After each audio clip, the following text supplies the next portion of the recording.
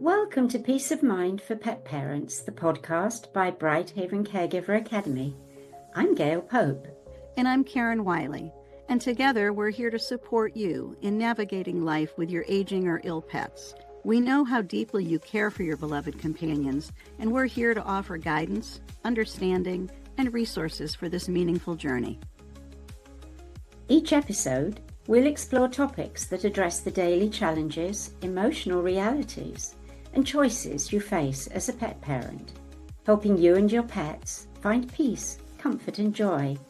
Whether it's making sense of a new diagnosis, adjusting to changing needs, or simply seeking a place to feel understood, you're not alone. Thank you for being here with us. Hello, and welcome back to Peace of Mind for Pet Parents. I'm Karen Wylie, here as always with my dear friend and co-host Gail Pope. And last week, we opened up a much bigger conversation than we realized about the heart and soul connection that we share with our animals, especially as they begin their transition out of their physical bodies. We promised that we would pick up where we left off, and so here we are. So Gail, you said something last week as we were finishing up, and it really stayed with me. You said, we're on the edge of a new conversation, and you wondered aloud at that point, how does this connection continue after they've left their body? So that was where we left everyone hanging at the end of last week's episode. So that's where I'd like us to begin picking up. So first, how our pets stay connected with us in some way after death. The first thing I thought we could address is how they stay connected to their bodies for a short while after their physical body has died. I was hoping you would tell us a little bit about how you began learning about Tibetan Buddhism and this idea of the bardos and the pace at which the soul leaves the human body or the pet body. Oh my gosh, you're not asking much again, are you? My mind is going in circles here and taking me back. I think for many years I was aware of energy, or maybe I was living in our new age and familiar with the word and not really maybe quite connecting with it on a deeper level. Little by little, I guess we actually began our honoring process of the body at BrightHaven before it really had struck me as deeply as it does these days. It made sense to honor the body, the physical house that our animals had lived in, and that became the 3-day process. It was around about that time when I started learning a lot more about Buddhism, science, spirit, Buddhism. It all started to become entangled in the things that I was, I'm interested in reading that, or I'm interested in reading that. It all started to weave together to show me that we can't know exactly what happens when it happens, but we can attune ourselves to feel when it happens. So when a being dies, sometimes I know people have said this to me before, I felt him leave his body. He wasn't there. That was one of the first things I did feel with a very old little lady called Alice. It was very clear that this was a body and that there was nothing absolutely at all. Yet in others, there would be that warm, delicious, energetic feeling. So little by little, as I started again to learn more about the phases of the bardo after death in Tibetan Buddhism, my eyes got bigger and bigger. What I thought was this kind of a question stretched. And it's still stretching. It's still stretching. It really is. So I think it has to be wise to say that we know at all levels that the spirit exists, that at death it may or may not remain in the body, but with the body. And again, we don't know for how long. Sometimes maybe the spirit comes and goes back again. I guess because we like things to be cut and dried. How long? Right. It's like we have these questions and we want an answer, a definitive one, so we don't have to think, oh, okay, it's 9 o'clock on Monday morning where she's gone. It just doesn't work that way, does it?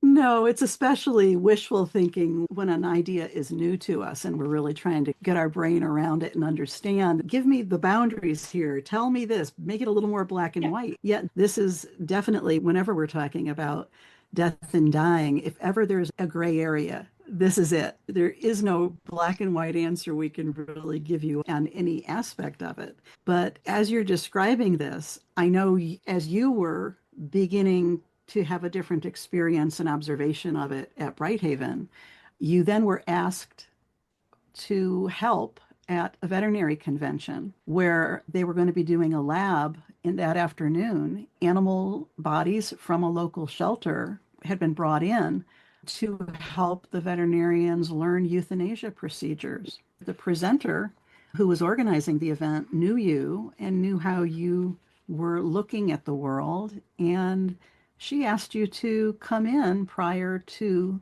the presentation, right? Goodness gracious. Yes, that does take me back in time. It was more about Reiki. The invitation was more about the energy of Reiki and just wondering if it can make a difference, because students come into the room at the times when the doors are open, and there's a particular energy in any room when anybody goes in. And she said, I'm just wondering, because we have maybe 10 dead bodies here that we want to honor, and we don't want to have a fearsome atmosphere for the students. So I don't know, but would you be open to giving it a try? And I said, gulp.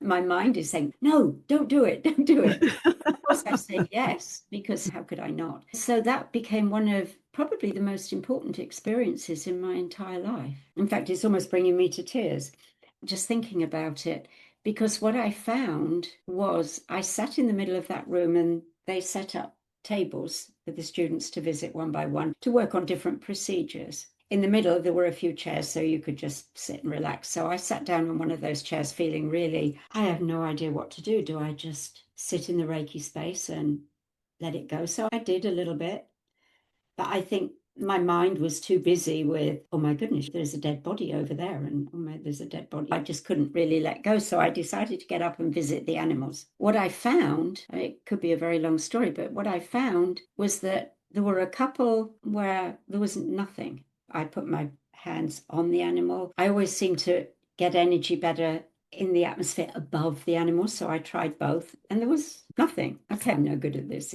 I'm not going to get anything. So I go to the next animal, a beautiful little dog, and oh my word. Oh, I'm goosebumpy already.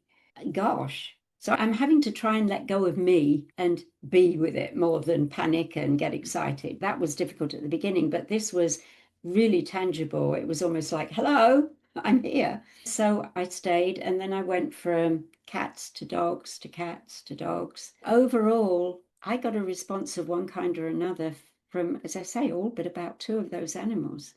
It was a revelation. It was exciting in some ways. It was strange and bizarre in others. But by the time I finished and we were getting ready to bring the students into the room, the veterinarian shared that she felt the energy, that the helpers had also felt it. The room felt warm and welcoming now. So we actually did that process for 2 or 3 years in the future. I don't know if they still do something like that now, but I would very much expect so. It just was so educational for me. It just became heart-centered instead of mind-led. It was an experience that led me to actually, with one of the animals, bursting into floods of tears. With another one, I smiled, and another one almost made me laugh. So it was not only the energy, but feelings that came with that energy too, if that makes sense. But wow. Yeah, it makes a lot of sense. And one of the reasons I wanted to invite you to share that story with everyone is because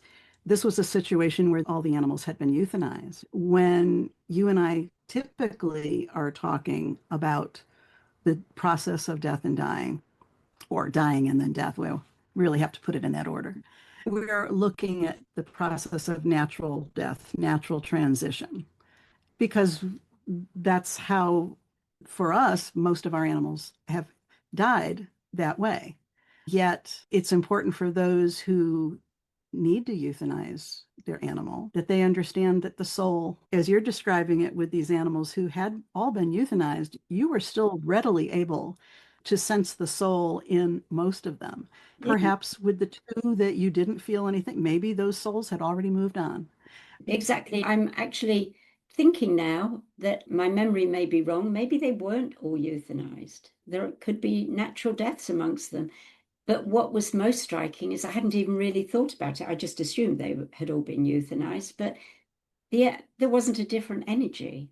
The soul was still there. That was very beautiful. Yeah, and the souls could be in various stages of leaving, Yes, yes, I'm which sure. of course is why if you look at the Bardos and look at the 7 week process, the 49 days that are described for humans, it's quite a process that the soul undertakes after leaving the physical body.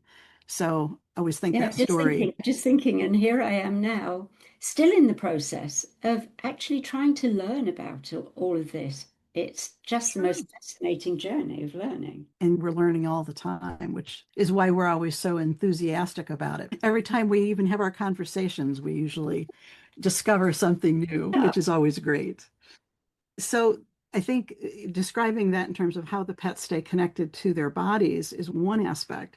But then, of course, we're also talking about how the animals stay connected with us, what that process is like, and how we can perhaps encourage it more or tune into it more. Do you feel that the bond we have with our animals changes in more than form when they leave their physical body and then in spirit? Does the strength of the bond change, or is it just the form of the bond that changes? I would say probably 100% it's the form because we know many people have experiences with their loved ones, whether they're on 2 legs or 4 legs or eight. They have experiences where they know without a shadow of a doubt there were paws on the bed or there's something strange up in the ceiling. We talk about those things, so we know darn well that it carries on. I tend to think from my own experience or from my own thoughts based on my own experience that it's more up to us. I think our animals want to be in contact with us, but I think sometimes they have to find the right bridge in the Right. energy of the universe to be able to reach us. If we believe that they live on and we understand a little of this world of energy that we all inhabit, then they really are only a thought away. But how is Mm-hmm. that thought processed? They Right. may be trying to reach us, but can't get through. We're trying to reach them and can't get through. Hence, animal communicators come into the program here, or mediums. Let's face it, it's Right. all the same thing. Some people prefer to help humans and some to help animals. I think it really is for us to learn. And again, I make a distinction here because I think we can learn forever. But until we actually relax into that learning, we're not going to be in the right place to create a better energy. And when we do lose our pets, it's those first hours and first days and first weeks that are so difficult. And the grief is so immense and overwhelming that we want to hear from them then. Depending on how strong your distress is, that may well be the blockage, and your pet just really can't get through. Generally, said to people who want to hear from their human loved ones right away after death, but they're not really ready to receive it because their vibration, their frequency is so much lower. So we generally have to have more of a, I say a meeting of the minds, but it's really more of a meeting of vibration and frequency, so that if they do provide you with a sign and come to see you, that you're able to feel it. First of all, you have to be open to it. Yes. You have to believe it can happen, and you have to trust that it will happen for you. I've certainly had people say, exactly what are the signs? What do I look for? Again, it's not that easy. It's going to be very personalized Yeah. for you, your life, your house, your relationship with your pet who's crossed over, your relationship with the other animals in the family. Maybe that's how a sign will come through. I know that when I was in training to enhance my psychic and mediumship skills, that I was telling one of my favorite teachers, also named Sarah. We always talk about Sarah the cat, but this is Sarah the psychic medium trainer. And in one of my classes, which I want to say was on connecting with angels, I think that's right, I kept falling asleep during the meditation. You and I complain so often about how neither of us can take an afternoon nap. And it's just so hard for both of us to relax that much during the workday. Yet, every time I was in that class on a Tuesday afternoon, it wouldn't even take 5 minutes. And suddenly 25 minutes had gone by and I'm waking up. And I had said to my teacher, I've never had this happen to me. It is the weirdest thing. I can't believe I'm losing out on learning how to make this connection. She started laughing at me and she said, Karen, sometimes it's a little easier for spirit to rewire you if you just get out of your own way. It was like, huh? So sleeping, you're not letting your doubts, your objections, you're wondering how the heck is this going to happen? You're sleeping. All of that would be gone.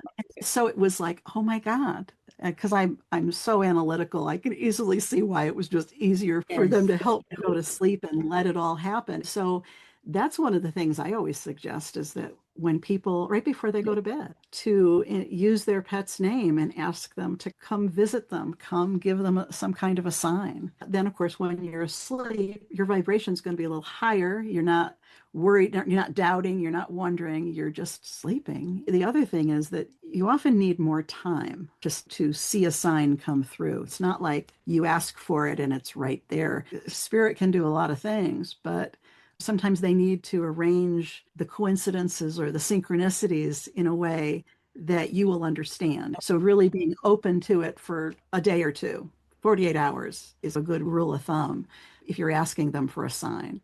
But there's so many different ways they can come through. You've certainly sensed the energy in a room changing. Oh, and also sleep. I think one of the most frustrating things that I've ever had to deal with is when I've had a really powerful dream in the middle of the night, or maybe in the very early hours of the morning, like 3, 4 o'clock in the morning. I'm in that in between delicious starting to wake up stage with this amazing dream with Ollie or Percy or Rosie or Ziggy or Richard. And boom, I'm awake and it's gone. It's there really Yeah. clear for 1 second and boom, it's gone again. That is so Mm-hmm. frustrating, but it's also uplifting as well. It really is. I think I have an interesting thing going on here now because at the back of my house, I have a patio and I have three light lanterns hanging at the top of the patio, which are solar. So they absorb the sun during the day and then they come on at night. And then alongside in the actual garden, I have a hummingbird. It's not a feeder, it's like a display of hummingbirds on a long string, and they're solar. It's really interesting. I didn't realize it at first, but little by little, I started to realize that it was Richard's way of connecting with me because it would be sunny and all of the solar lights are on in the morning. Now, when it gets dark, they would all be on, and then other times they'd be on and that one would be off, or vice versa. There hadn't been enough sun, so those three weren't on. I'd look up and, oh, yeah, miserable day today. Oh, and then there's the hummingbird feeder lit up, all 6 hummingbirds in different colors, bright. That's weird. That's odd. So it didn't really hit me at first. And then I found that I was actually out with Ollie. He was going to potty in the garden. And I had a funny conversation with the hummingbirds. I was saying which colors I liked. And I said, of course, I always like the blue one best. So could you go to blue next? Instantly, it flashed blue at me. And very often I'll go outside and I'll look at it and I go, I see you. And it'll flash blue. Oh, how wonderful. Isn't that lovely? And it's the only connection other than a couple of times, but more in the early days after my husband's passing, my radio, either in the car or in the home, would just suddenly switch itself on and play something that was a popular piece for both of us or just for me. That was even more powerful when it was something I knew he wasn't particularly bothered about. But I think our animals and our humans do try, they know. And I think they perhaps reach us in our dreams more than we even realize. In other ways, we're just simply not attuned. We're not ready or able quite at that point. Maybe there's a reason why we're not. It just is what it is. But I think if we can relax and go with the flow, sometimes when we're least expecting something, it will be. Well, yes, and that's usually when we're not putting up any barriers that could get in the way if we're not expecting it. So, invoking your animal's name is one of the things to be doing, as we're saying, right before you go to sleep, to ask them to come to see you, to give you a sign. I'm anticipating that a lot of the people who are listening or watching this haven't done this a lot in terms of trying to get a connection going with an animal who has passed over. So that's why I'm suggesting these kind of things. If a lot of us have heard about automatic writing, right? Where Yes. the writing is channeled. It doesn't have to be where somebody comes and takes over your hand and arm, although that can happen. But if you're journaling and you're just writing, our mind is in a different place. We're in a kind of a creative place when we're writing, especially if we're using our hands. We're actually handwriting and not using our keyboards. But that's also a time that a lot of people report they feel they get a sign from their animals through writing. I certainly have found that when I'm painting and I'm focused on color and I'm in my own little zone, that's always a really good time for me to also receive Yes. signs or Well, signals. you just summed it up there, haven't you? Because you're immersed in your painting and your Yes, mind has got out of the way. It makes perfect sense, doesn't it? I did it just think does. actually of something else. You'd said earlier about it's difficult for them to connect when you are overwhelmed with grief. I think I found not the opposite of this statement, but in some ways the opposite of that to be true for me because over the years I learned to grieve with animals before they died. Then after they died, it was about honor and celebration. So I guess I'm in a slightly different place because it's during those days that actually, if I am going to be able to feel, I do feel them. Not Yes. always, but sometimes. I'm just realizing because I'm in a slightly different place. I think what this speaks to is something you and I have talked about at other times, and that is that we both have had a number of experiences with losing pets. Certainly through the decades at BrightHaven Sanctuary, you were taking care of a lot of senior pets and were also supporting a lot of them as they left this planet. There is an aspect of this that you can become, I don't know if I want to say comfortable with them leaving because I never want them to leave. I will fight for them to stay with me just as long as possible. But then there does come a time when it becomes clear one way or the other that they can't stay anymore. As you say, the physical house that they've been living in is not going to support continued life for very long. So, as our last segment here to talk about, I'd like us to talk about how to begin to change the bond that you have with them when you're hanging on to them, not wanting them to leave this physical realm, yet they need to go. You shared a story about Sarah the cat previously. And if you would recount that story for people who may not have heard it, we did it one other time in the spring on a podcast, but could you briefly share the story? Let me see if I can be brief. Okay. So let me skip to the end of the story. Sarah is dying, and You adored her and she adored you. You guys had a very strong bond. yeah. Oh, absolutely. She just touched my heart the minute she arrived, and we belong to each other, soulmates. It was wonderful. Anyway, I'm sat on the couch. My husband is sat beside me. Sarah is in my lap in her dying process. And every now and again, she would go into the act of leaving her body. She would kick. She would do all the things that you're accustomed in dying.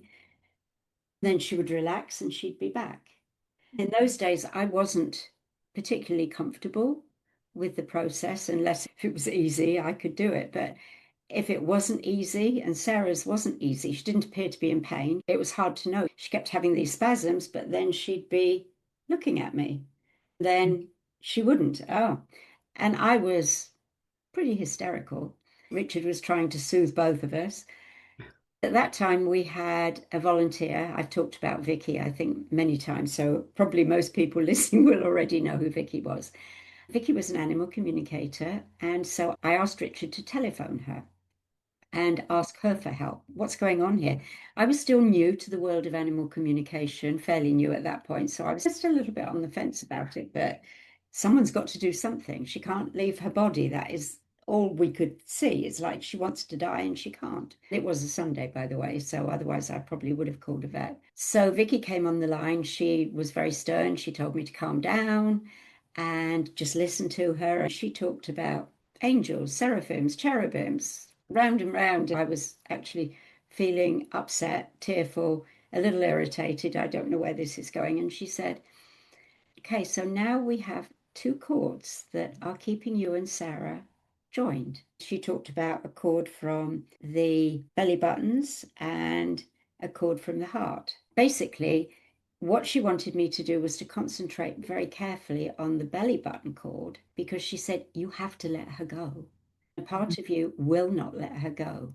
So I want you to listen to me. I'm going to count to three. And on the count of three, I need you to cut that cord.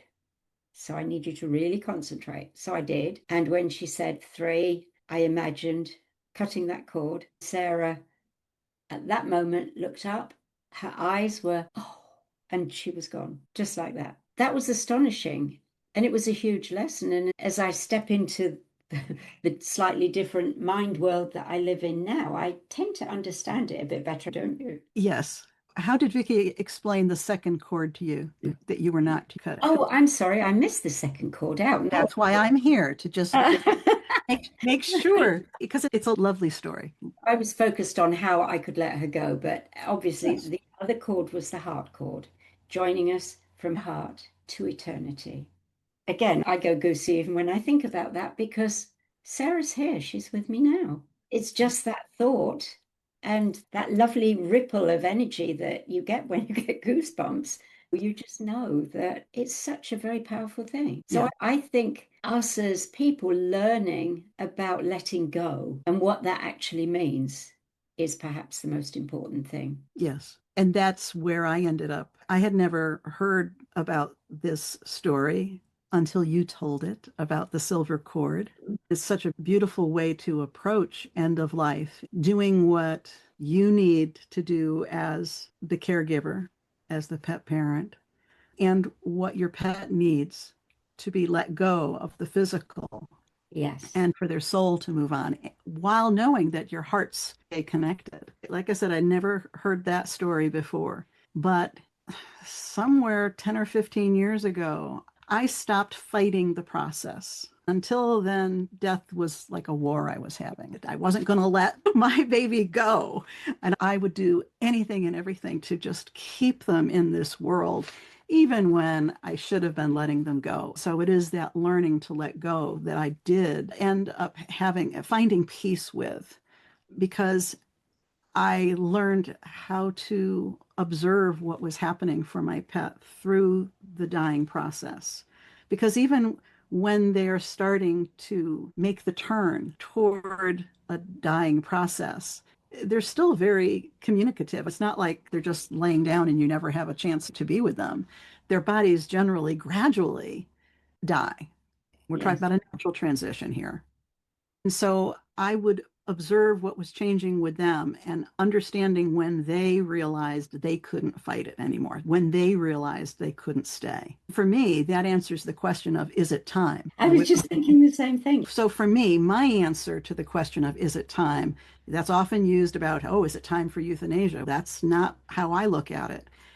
I am observing my pet and I see a change in their expression between them trying to stay, wanting to stay, believing they can stay, and then understanding that they cannot. When I see that, that's when I know I have to let go. I Yeah. have to begin letting go, because the time is coming and I have to let them make their choices and let their body stay as it can and go if it has to and when it has to. So whether it's a story about cutting the cord or finding a way in observing your pet where you feel comfortable knowing that there's been a shift and Yeah. that you have to accept what's happening for them and for yourself, I think both processes can bring us peace. Yes. You've just taken me back in time to, oh gosh, a recent time. In fact, when my beloved Percy, whose picture sits on my desk with me and he stares at me every day, but when he was in his dying process, I'm just recalling now, at one point, my daughter said to me, Mum, do you think that maybe he's just hanging on here because of you? Maybe it would be a good thing for you to leave the room for a little bit or something? Duh.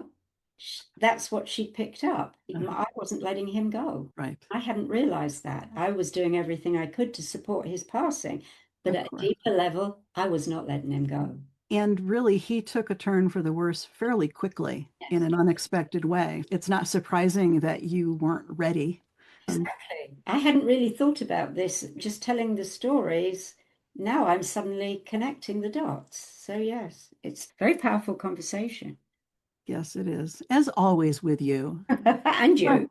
One of the many reasons I love you is because we can have these conversations every day and learn every day about loving our pets and learning so much from them. I guess then, is this a good time to finish up? Shall we say we've done this conversation, or is there anything else you would like to add? You know what? I was just going to say, I think we're very much done and dusted. We will say goodbye. Thank you for being. And one of us will say, hey, you didn't talk about so and so. That's right. That's right. And then we'll say, we'll do that next week. Yeah. That's how it'll go. If you have an interest in some of our discussion about our pets' souls and the process of leaving their bodies, we do have our soul-centered pet care booklet that is available in the brightpathforpets.com shop that you can get a PDF and purchase. There is also Gail's Silver Cord Meditation, which she narrates. So both of those are available at the brightpathforpets.com website shop. Thank you, Gail, as always. And thank you for sharing time with us today.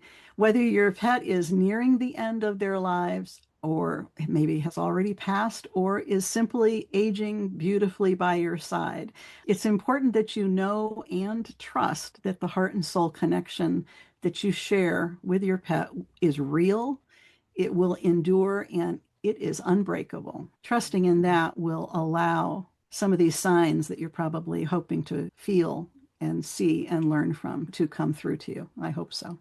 Bye-bye now. Thanks. Thank you. Goodbye. Thank you for joining us on Peace of Mind for Pet Parents. We hope today's episode has offered you support and insight as you care for your aging or ill pets. Remember, it's not just about the end, it's about living well at every stage of life. To continue your journey with us, explore more resources at BrightHaven Caregiver Academy's website, brightpathforpets.com, where you'll find guides, assessments, and a caring community of pet parents like you. Until next time, may you and your pets find comfort, connection, and peace in every moment. Take care.